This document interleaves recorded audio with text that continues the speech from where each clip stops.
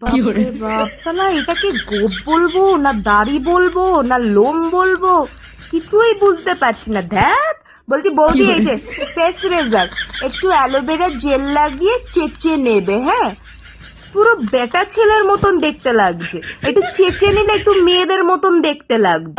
কিরকম দেখতে লাগছে এটা?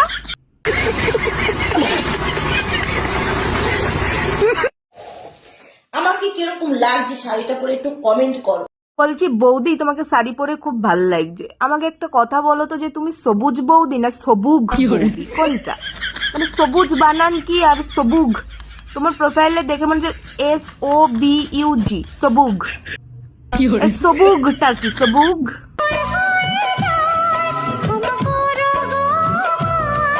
এটা দাদা না বৌদি, কিছুই বুঝতে পারছি না গাইজ।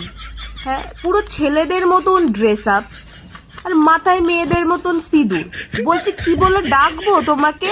দাদা বলে ডাকবো না বৌদি বলে ডাকবো? কোনটা কোনটা বলে ডাকলে তুমি বেশি খুশি হবে সেটা আগে বলো। হ্যাঁ, এ কি ধরনের সাজ এটা? যে কোনো একটা সাজো, নয় ছেলে সাজো নয় মেয়ে সাজো, যে কোনো একটা সাজো। বুঝবে তখন কি জ্বালাতন সজনী।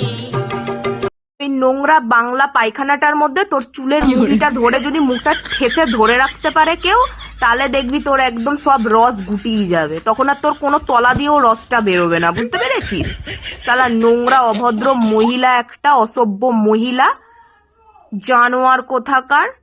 হ্যাঁ, এটা মোতার জায়গা, মোতার জায়গা এটা। ওই মুখটা শালা তোর মুখে একদম ঢেলে দেওয়া উচিত।